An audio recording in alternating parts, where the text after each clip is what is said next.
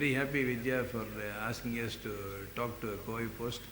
I'm very, very happy that this venture, because this is a new initiative where it's a e-portal, and contrary to what people use in newsprints, you are not destroying any trees.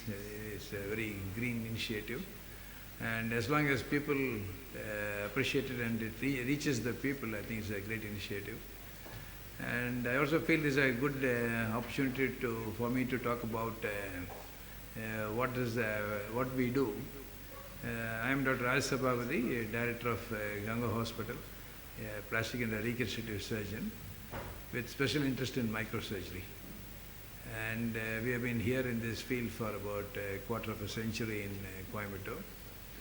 Vidya specifically asked me to state as to where do we stand in this field at the national level, and also where does India stand when compared to the things that are happening in the world. In this I am very happy to state, as far as this field is concerned, we will be one of the top units of the world. And in the Indian scenario, we have really made a mark.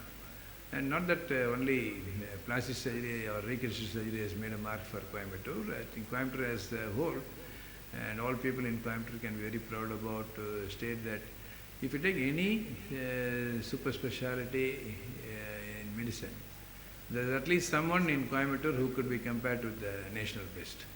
I think that's what all of us are very proud about, and the practice also is very healthy, and it's very evidence-based and very ethical. I think that's what we are all very proud about. And now if you ask me, coming to a field as to what exactly we do, as reconstructive surgeons, we don't have a particular territory. For example, if you say a cardiac surgeon, he operates on the heart. If you ask an orthopedic surgeon, he operates on the bones. A neurosurgeon operates on the brain and spinal cord. Whereas as a reconstructive surgeon, we don't have any territories. We can operate from the head to foot, we operate. And we operate on all age groups, also we operate. See, basically what we do is, if there is any defect in the body, be it anywhere, if there is in the scalp or in the face or in the foot, I think we go there and then do it. So sometimes many people call us as surgeon. People directly don't really come to us. And we are there for other surgeons, to help other surgeons to get outstanding results. For example, if you have a cancer surgeon and somebody has got a cancer of the jaw, and then this jawbone has to be removed because of the cancer of the jaw, that means you can't leave him without a jawbone. So what we do is, after the oncologist or the cancer surgeon removes that part of the bone which is affected by cancer, we can reconstruct that bone. How do you do that? We take a bone from the leg. So you see the bone, leg you've got two bones. One is a smaller bone. So we take the smaller of the bones, we take it with the blood vessels and then attach it here, and we form the jaw with that. So we can do that. And then we can do the same thing in the hand. So we can do that any part of the body. I think that is our specialty. And we are a team which is worldwide renowned for trauma reconstruction and microsurgery. By microsurgery, if you ask me what it is, that is operating with a microscope is microsurgery. I think a lot of people use microscope. Ophthalmologists, eye doctors use microscope, ENT doctors use microscope, and a number of surgeons use microscope. But then what, as a plastic surgeon, how we are different is, we got the capacity to join blood vessels as small as 1 millimeter in diameter. So that means we are attached blood vessels. Once we got that capacity, I think it really transformed the whole surgery. So what really happened was, if somebody gets this thumb cut off, and blood vessels to the thumb are 1 millimeter in diameter, and then we reattach it and thumb is put back. So now we have got the capacity to rejoin amputated parts. I think that is a big milestone.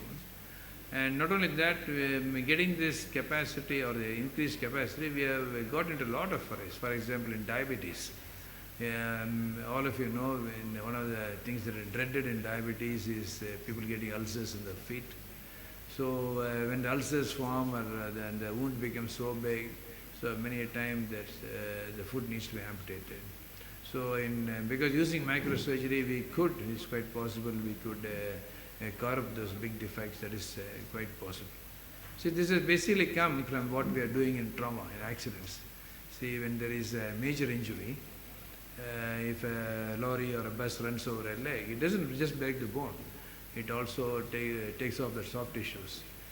The limiting factor in salvaging these legs was that they could put a plate or screw and then join the bone, but then unless it is covered by tissue, you have to amputate. They have to get dried up.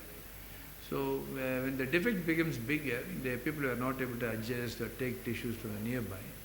So this microsurgery, what we did was we can take from tissues from somewhere in the body. Whereas if somebody has got a leg defect, you can take it from the back. And where you will not be able to see it at all. So you can take some big tissues or take it from the thigh. We can take tissues as much as 30 centimeters by 15 centimeters. It's almost by 1 foot by half a foot. So that such big defects we are able to take the tissues, we are able to take and put it back into the areas. So I think that has been the significant advance what we have made. And the other way where we are very proud about as how Coimbatore has made a difference is Coimbatore is now becoming a good hub for training of medical personnel. So in that now we can justifiably be proud because we don't not only train people from inside India, but we also attract senior people from all around the world we take. When we say we attract a lot of people, not from developing countries, we also attract people from developed countries like United States, Germany, England, Australia or Japan. So they do come to Coimbatore to see what we do.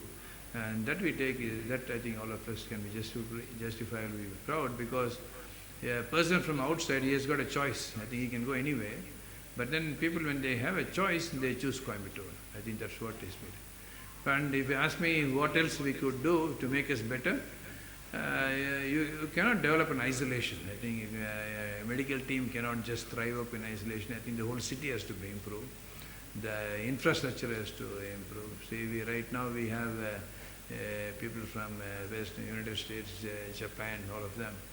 See, as long as you are inside the institution, that means you are comparable to the rest of the world. But then the moment you go outside, then we don't have a control over it. And then when we have rains, when you have problems, then the whole city, I think, becomes a problem. So as citizens of Coimbatore, I think we also need to concentrate for the whole of the upliftment of Coimbatore in general. I think the transport has to be better, the roads have to be better, the education is better.